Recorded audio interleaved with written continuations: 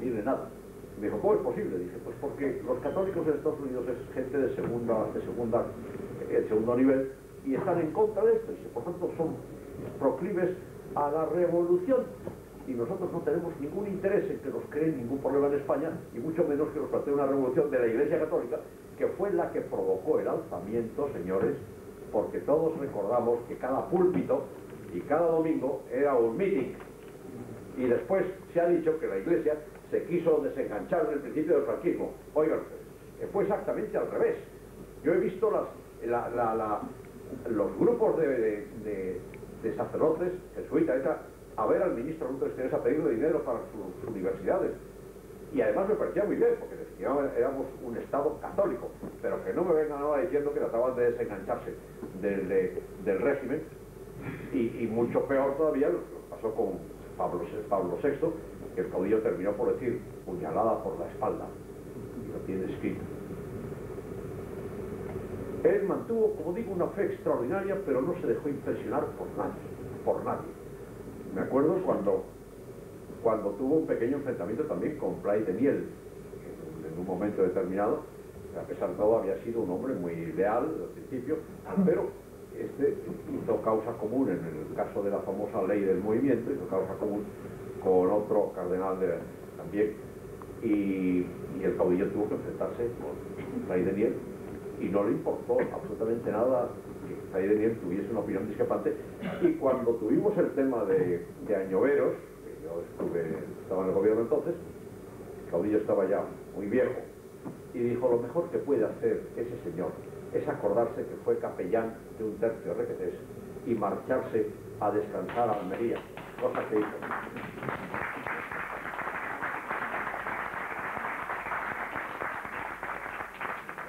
Todos los que yo he conocido y que han conocido al caudillo, todos coinciden con lo que yo estoy diciendo. No estoy haciendo ningún panegírico, como se nos acusa muchas veces, de la persona, ¿no? Hemos hablado siempre con absoluta franqueza. Le hemos dicho al caudillo lo que pensábamos. No, jamás ha interferido en ninguna de nuestras decisiones. Por supuesto que si nos apartábamos de la línea básica de lo podemos llamar, ahora se llama la Constitución, los fundamentos del Estado Nacional, es evidente que éramos los señores que dimitíamos por nosotros mismos, como era lógico. Pero no ocurrió jamás ese caso. No hubo un solo ministro que discrepase en nada. Todos estábamos de acuerdo, pero el caudillo nos dejaba hacer, y siempre nos decía, ustedes son los que tienen que hacer, y por tanto exijan a sus colaboradores que respondan ante ustedes. Pero yo jamás les interferiré en sus decisiones sobre la selección de los colaboradores. Yo recuerdo también en varias ocasiones su espíritu militar que le acompañó toda su vida. Cuando tuvo la primera embolia, Vicente Pozuelo, que era su médico, pues ya por fin salió de Francisco Franco y fue al Pardo. Y entonces Vicente Pozuelo le hacía andar. Pues le hacía andar, era la sencillez y la pobreza incluso, casi de monje, del caudillo. Había una pequeña cinta magnetofónica, pero esto es un Rolls Royce comparado con aquello. Era una pequeña cinta magnetofónica en donde Cristóbal le ponía el himno de la Legión, y el caudillo, a pesar de lo que iba con su paso legionario, acompañado del médico, y se conoce que renacía con la marcha. El caudillo vivió en 7 habitaciones. Vivía en los muebles, eran esos muebles que no sé si ustedes acordarán, aquellos de los 20, finales de los 20, que eran unos muebles feísimos. Algunos de ellos se llamaban rolacos, no sé si se acordarán, que eran de tubo. Su televisión fue seguramente una de las últimas de color que se compraron en España. La primera embolia fue causada por unos zapatos que le regalaba Silvestre Segarra. Todos los años le regalaba 2 o 3 pares de zapatos, aquellos zapatos que yo recuerdo antes de la guerra, que eran zapatos para el niño, el obrero, el albañil, que se podían dar a pies con las piedras y los zapatos lo aguantaban, pero al mismo tiempo eran duros como el hierro. Y el caudillo no compraba zapatos y se le recomendó que comprase zapatos más suaves, y decía, pero si tengo muchos zapatos guardados que me regala mi amigo Segarra. Y con uno de esos zapatos le produjo una herida en el dedo meñique, el pie derecho, y ahí se produjo un trombo que después le provocó una serie de trastornos por los tratamientos para licuar la sangre, etc. Pero él vivía de una manera tan sencilla que jamás invitó a nadie, excepto cuando eran banquetes de recepción de jefes de Estado. Por ejemplo, yo acompañé al príncipe heredero de Japón, el actual emperador, y le obsequió con una cena en el Palacio Oriente. También hizo lo mismo con el presidente Ford, que llegó, como era su costumbre, llegó a España de rodillas, porque se tropezó en el penúltimo escalón de la escalería del avión y entró de rodillas como solía hacer con frecuencia. Y le preguntó, me acuerdo, estábamos sentados en la butaca, en el sofá, estaba sentado el generalísimo, al lado estaba el presidente Arias, yo estaba en este lado de aquí, al lado del presidente Arias estaba el presidente Ford, Pedro Cortina, que era el ministro de Tercero, y Kissinger. Y yo me acuerdo que Kissinger me decía, porque yo conocía el inglés un poco mejor que los demás, y me decía, dice, le tengo más miedo a Pedro Cortina que al enemigo, era muy insistente. Y entonces le preguntó Ford, había ocurrido la famosa revolución de los claveles, que ustedes recordarán, ¿verdad? Y entonces, hacía muy pocos días que había ocurrido, y estaban muy preocupados los americanos, a pesar de que la prensa lo aireaba, porque la prensa, ustedes verán ahora, que la nuestra por reflejo, porque nuestros periodistas tampoco tienen criterio propio, escriben lo que leen, en Estados Unidos por lo menos, que eso lo conozco yo, es totalmente enemiga del presidente Bush. Enemiga, le niega el pan y la sal, por una actitud preconcebida, como siempre ha sido, en contra de los conservadores, siempre. Y está en condiciones de preparar un ataque bien constituido. Porque si se dice que eso fue una dictadura, ahí tenemos toda nuestra estructura legal que prueba lo contrario. Pero yo también me atrevería a preguntar, quien dice eso ahora, ¿conoce que la Constitución actual prohíbe la dictadura de partido? ¿Y ustedes tienen alguna duda de que no están en presencia de una dictadura del Partido Socialista?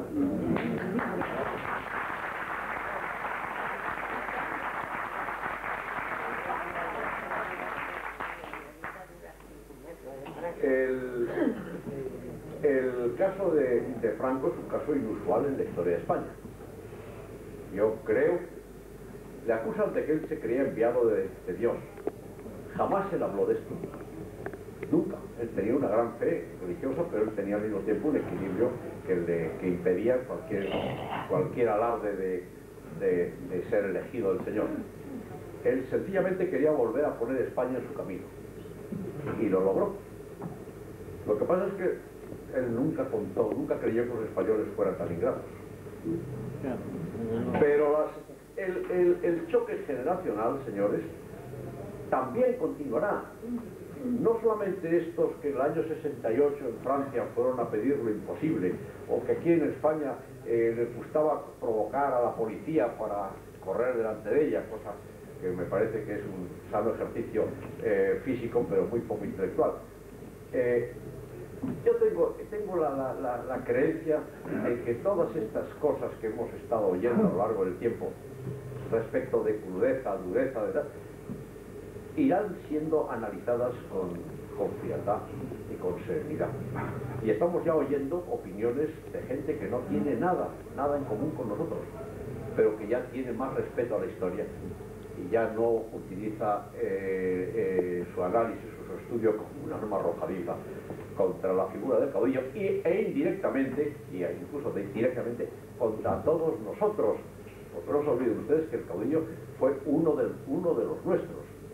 Me acuerdo de una ocasión en Estados Unidos, me atreví incluso a decirle a un senador que si el caudillo se hubiera apartado de nuestra línea lo hubiéramos destituido. Se me quedó sorprendido. Dice, sí señor, el caudillo era nuestro caudillo, pero era nuestro caudillo porque pensaba como nosotros. O sea que no es que nos plegáramos de una manera servil a los caprichos, sentimientos de un dictador centroamericano, sino que el caudillo era nuestro caudillo porque él pensaba como nosotros. Por tanto, no existía ninguna dictadura, existía era la promoción histórica del líder, o sea, del caudillo que dirige a un pueblo con el consentimiento y la voluntad de su pueblo. Y si no, señores, ¿qué hacía ese pueblo formando colas interminables a la muerte del caudillo? ¿Qué hacía ese pueblo?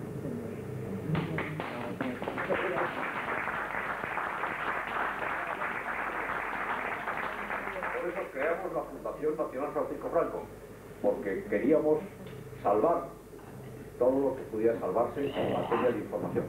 Sabemos que el tiempo de cierto ministro que falleció no hace mucho, y que fue ministro en el Consejo, en el gobierno que yo estuve, y después fue ministro con los demás.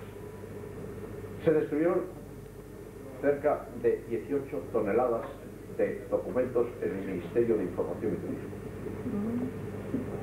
Cuando otro señor, que ahora está proclamando que conviene un gobierno de salvación nacional para que les ayudemos a pegar los platos rotos,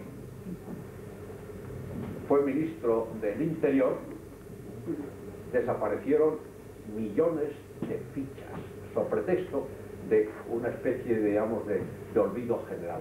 Millones de fichas en las que en muchos, casi todos los casos, había delitos comunes. Toda esta gente, naturalmente, ha querido atacar por todos los medios, que era la manera de ellos descargarse de sus... No han entonado ninguno en mea culpa. Al contrario, han atacado por todos los medios. Y por formar parte de esa mesa, ¿qué pasó en la República? Y Emilio vio el cielo abierto y dijo, pues que de una atacada cerraron 109 periódicos, entre ellos el ABC, que tardó 3 años en abrirse de nuevo. Y le dijo, bueno, ¿y qué pasó después con la subvención al papel prensa, que podía ser un arma terrible en manos del gobierno y que nunca se usó en nuestro tiempo? Y yo formé parte del grupo que negoció con Hacienda la subvención del papel prensa para que los periódicos fueran asequibles. Y me dijo entonces uno de ellos, es que eso se suprimió en el año 88. Dije, ¿desde el 76 al 88 qué? Y dije, y eso que estamos hablando de la prensa escrita. Pero ¿qué pasa con la prensa hablada? ¿Es que acaso hay sitio, y tenemos una experiencia reciente, hay sitio para una prensa hablada que pueda discrepar de la política del gobierno, que es siempre una política con minúscula? ¿Qué ha pasado con esta Antena 3, por ejemplo? Claro, cuando la prensa no cumple, o la prensa, los medios de información, que estamos hablando de la prensa, pero no cumple con esa misión elevada, que es la de educar a un pueblo y guiarle, y no se refiere a la tradición de ese pueblo, y no lo construye sobre la historia y la experiencia de ese pueblo, esa prensa está fuera de la realidad. Está fuera de la realidad, no tiene nada que servir. Y por consiguiente, y lo vemos en muchos países, esa prensa poco a poco va siendo abandonada porque la gente ya se harta de los excesos. Me decía Ángel Palomino que ahora, por ejemplo, en ninguno de los periódicos, ninguno de los editores, incluido Lara, admite una novela que no tenga por lo menos un 25% de erotismo. Y entonces piensa uno, bueno, ¿qué es lo que se gana con todo esto? ¿Qué se gana con esto? ¿Qué se ha ganado con el aborto? ¿Qué se ha ganado con el divorcio vincular? ¿Qué se ha ganado con la destrucción de la familia? No se ha ganado nada. Al contrario, en este momento la población española envejece globalmente un año cada año, porque no llegamos al 1% de tasa de crecimiento de la población. Estamos por debajo de todos los países de Europa, por debajo de Suecia, señores. Es generalísimo. También hemos tenido a Fernández de la Mora, hemos tenido a Gerardo Cuello, hemos tenido a Alfonso Álvarez Miranda, que todos ustedes lo conocerán, uno de las cabezas más claras que tenemos en España, y un empresario admirable, y un gran aficionado a la pintura y a la crítica histórica. Hemos tenido a Alfredo Sánchez Bella, hemos tenido al Higinio de la Fuente, un hombre extraordinario, que empezó su vida de camarero y de linotipista, y ganó con matrículas de honor todas sus asignaturas de bachillerato y de la carrera, y fue abogado del Estado a la primera y con el número 1. Y un hombre modestísimo, y sigue siendo modesto, sencillo. Y es que en nuestro tiempo, señores, y los presentes somos casi todos de la misma quinta, en nuestro tiempo nadie pensaba en los enriquecimientos rápidos, ni siquiera en el enriquecimiento. Pensábamos en cumplir nuestra misión, en sacar adelante a nuestros hijos, en vivir dignamente, en cubrir nuestras necesidades y en no salirnos nunca de lo que considerábamos que correspondía hacer, que era la moderación. Ahora estamos viendo todo lo contrario. Las cifras, los ceros ruedan como con una generosidad extraordinaria, y ahí estamos donde estamos, con una moneda depreciada, con un déficit fiscal insoportable, con una amenaza de una nueva devaluación, con un enfrentamiento entre españoles, porque todo el mundo quiere buscar culpables pero no serlo él, y al final de cuentas una ruptura de la unidad nacional a través de esas múltiples autonomías que están arruinando a España, porque no sirven más que para cambiar de nombre y aumentar, por supuesto, y multiplicar por muchos ceros de los gastos anteriores, pero sin ninguna ventaja, porque el que se llama ahora consejero antes era el delegado de Obras Públicas, lo que sea, pero a cambio de eso hemos inflado los presupuestos hasta el punto de que el último presupuesto, y con este ya termino porque no quiero ustedes dar más nota, el último presupuesto que aprobamos en el año 75 y que no se llegó a aplicar en el año 76, preveía 727.000 millones de pesetas. De él se apartaron 15.000 para la seguridad social y se terminaron el 1 de octubre, que ahora los socialistas lo han cambiado de nombre y ya cabe la duda de si lo hicieron ellos o nosotros. el 15.000 millones, que ya era el primer déficit de la seguridad social, ya empezó a preocuparse. Discutíamos en Consejo de Ministros, yo sostenía que había un déficit de 3.000 millones, el ministro de Comercio que eran 7.000, la realidad es que no había déficit. Pues bien, 727.000 millones. El presupuesto para el año próximo, que dicen que es un presupuesto restrictivo y que es expansivo, evidentemente, porque crece mucho más deprisa que nuestros ingresos. Ese presupuesto, señores, es algo así como 37 veces más alto que el nuestro. En nuestro tiempo teníamos 525.000 personas en la nómina del Estado. En este momento hay más de 2.600.000. En nuestro tiempo aprobamos una ley en la que no se permitía que el Estado comprase ni un solo producto extranjero, empezando por los automóviles. Yo como ministro tenía un asmático, el Dodge, que lo había heredado de López Bravo y que hacía un ruido como un camión. Y cuando ya pues se rompió me dieron un 1430, ¿ustedes se acuerdan? Que también era una preciosidad. Pero jamás se nos ocurrió tener ni Opel Senator ni Mercedes, que ahora ve usted por todas partes. Con eso se creaba trabajo. Toda la industria del automóvil la creamos nosotros, toda. Yo volé con Henry Ford a Valencia porque tenía un problema allí de un logístico en el puerto, porque se negaba y con razón a cederle una superficie grande para almacenar automóviles. Lo arreglamos. Yo asesoré a General Motors para establecerse en España. Todo eso lo hicimos nosotros. Y ahora estamos presenciando la retirada de las inversiones, la retirada de los tecnólogos extranjeros. E incluso la recomendación de algunos empresarios, más que empresarios, incluso de una empresa que se dedica a calificar, hay varias, pero una de ellas es Moody, a calificar el crédito de los distintos países y las empresas, y que los emplea letras mayúsculas y minúsculas. En España teníamos la A mayúscula, dos A mayúsculas y una A minúscula. Ahora ya hay una A mayúscula y dos A minúsculas, quiere decir que el crédito ya es mucho menor. Hemos gastado una gran parte de nuestras reservas en sostener una peseta sabiendas de que no era insostenible, pero era la vanidad de unos políticos socialistas que querían codearse con países tan trabajadores y tan adelantados como Alemania o como Holanda. Y ahora al final nos encontramos con la terrible realidad que tenemos que afrontar un empobrecimiento, es decir, un regreso, y puede que esto sea saludable, puede que esto sirva para disciplinar a los españoles y hacerles ver que toda esa afición a la diversión, que ahora le llaman lúdico, y a mí siempre sonaba eso muy mal, a pasarlo bien, eso se ha acabado. Hay que trabajar, y trabajar duramente como hicimos nosotros, y haremos una España grande. El caudillo, yo me acuerdo que los primeros consejos de ministros duraban 8 o 10 horas, pero había gente que se acordaba de consejos de ministros que habían durado 18 y 20 horas, en los que el generalísimo ni se había movido de la silla. Ahí no se fumaba, por ejemplo. El caudillo escuchaba, no intervenía casi nunca.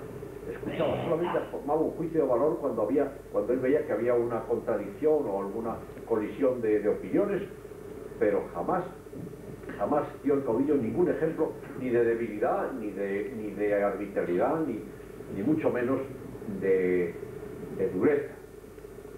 Así que yo me honro, y estoy seguro que todos ustedes, yo me honro en honrar su memoria. Y creo que es de buenos españoles el que nosotros recordemos a un hombre excepcional, un hombre extraordinario, que en muchas ocasiones hemos dicho que irrepetible, y yo espero que no sea así. Pero para que Dios nos envíe de nuevo un hombre extraordinario, un gran señor del que queramos ser buenos vasallos, es preciso, señores, que nos lo merezcamos. Y este esfuerzo que realiza, y con eso termino, vuestra hermandad es un esfuerzo meritorio y ejemplar, y os animo a que continuéis por ese camino, porque no hay que preocuparse si nos siguen o no. Cada uno de nosotros tiene una misión que cumplir, y eso es lo que manda. Así pues, muchas gracias a todos por la atención que me han prestado. Perdonen si me he extendido más de la cuenta, pero me alegra mucho estar con ustedes y espero que estos contactos se renueven en el futuro. Y enhorabuena a su presidente y a su vicepresidente y secretario por la admirable labor que realizan, que yo procuraré difundir también en otras provincias de España. Muchas gracias a todos.